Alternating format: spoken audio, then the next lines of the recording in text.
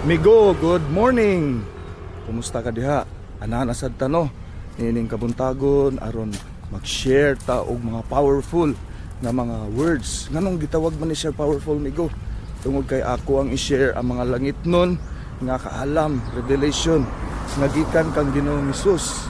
Ato siyang i-expound aron ato siyang masabtan.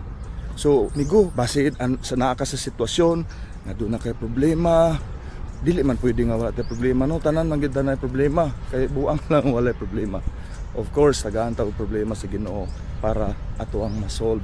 So, karon igsuon, duha ka butang akong i-share sa imuha, no? But before ana, kinahanglan aware ka kay atong message kagahapon nga ang gugma sa Ginoo imong masabtan dahil iya kang gi-adapt nga iyahang anak. So kani nga moment kinahanglan aware ka nga anak ka sa Ginoo. So kung anak na ka sa Ginoo, mao na ni igsuon ang duha ka butang, two powerful things nga imuha masabtan.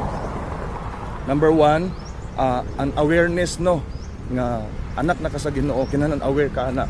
Ang ikaduha, ma-change nimo ang imuhang destiny kung saon. Mao na ako ang i-share karon.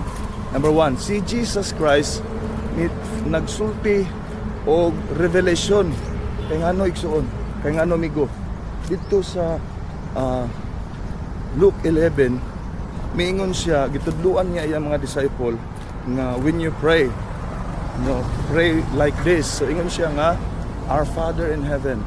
First time na siya sa Bible igsuon nga si God, the all-knowing God, Elohim, Yahweh, Jehovah, the great I am, tawagon ni mong Father.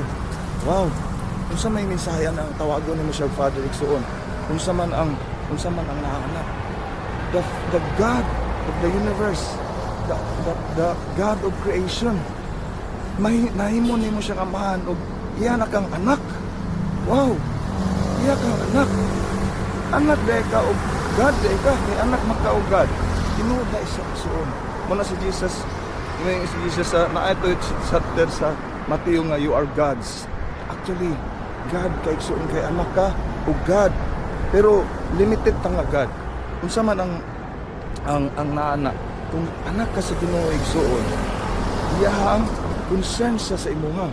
Mabasa na to na sa Proverbs 11, no, ngayang una nasa imuha ang imuha, ikaw permi na siya una. Hindi man na siya maghuna-una og mga anghel o mga mga animals. Ang iyang ginahuna katong iyang mga kaanakan. Diba? Kung napay papa, ang ginahuna sa papa, ang iyang anak,